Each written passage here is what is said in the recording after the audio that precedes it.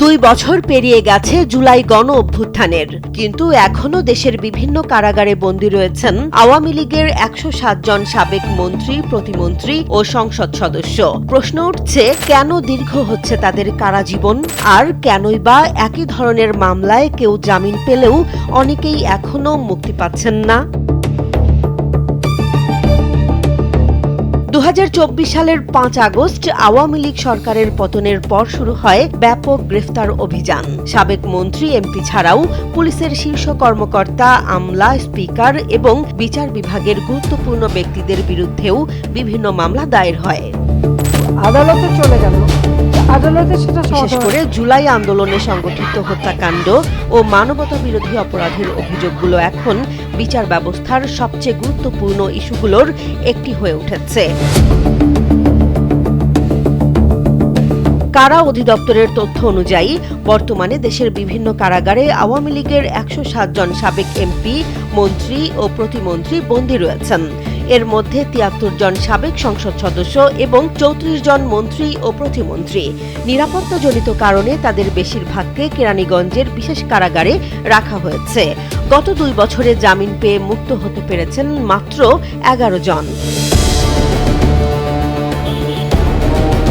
বিশ্লেষণে দেখা যাচ্ছে, জুলাই আন্দোলন ঘিরে দায়ের হওয়া মামলাগুলো এখন বিচার প্রক্রিয়ার গুরুত্বপূর্ণ ধাপে পৌঁছেছে। ঢাকার নিম্ন আদালতে ইতোমধ্যে 43টি মামলার চার্জশিট জমা হয়েছে। অন্যদিকে আন্তর্জাতিক অপরাধ ট্রাইব্যুনাল মানবতা বিরোধী অপরাধের 6টি মামলায় রায়ও ঘোষণা করেছে। এসব মামলার কারণে অনেক আসামির বিরুদ্ধে বিচারিক চাপ আরও বেড়েছে।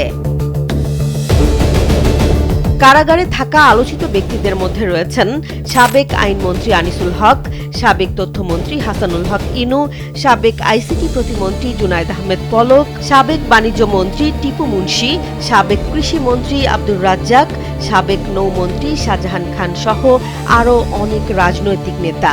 তাদের অনেকের বিরুদ্ধেই রয়েছে একাধিক মামলা। কোথাও কোথাও সেই সংখ্যা 50 থেকে 80 ছাড়িয়েছে।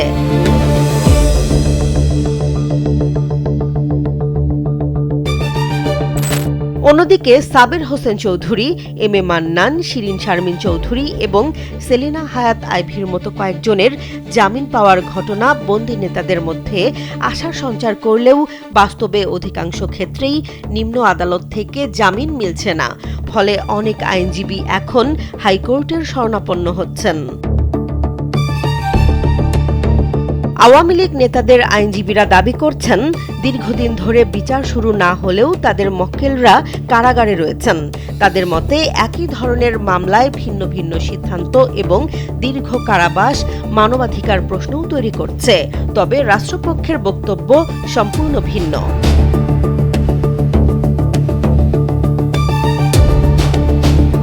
ঢাকা মহানগর পাবলিক প্রসিকিউটর ওমর ফারুকীর ভাষ্য, জুলাই আন্দোলনের হত্যাকাণ্ড সংশ্লিষ্ট মামলাগুলো সরকার ও রাষ্ট্র অত্যন্ত গুরুত্বের সঙ্গে দেখছে। তদন্তের ভিত্তিতে চার্জশিট দাখিল করা হচ্ছে এবং আদালতে জামিন বিষয়ে স্বাধীনভাবে সিদ্ধান্ত নিচ্ছেন। সরকারের কোনো হস্তক্ষেপ নেই বলেও দাবি রাষ্ট্রপক্ষের। আইন বিশেষজ্ঞদের মতে, একই মামলার সব আসামির ভূমিকা এক নয়। কারো বিরুদ্ধে সরাসরি সম্পৃক্ততার অভিযোগ থাকলে তার জামিন পাওয়া কঠিন হতে পারে। আবার কারো ক্ষেত্রে বয়স, অসুস্থতা, সাক্ষ্য প্রমাণ বা তদন্তের অগ্রগতির বিষয়গুলো বিবেচনায় আদালত ভিন্ন সিদ্ধান্ত দিতে পারেন।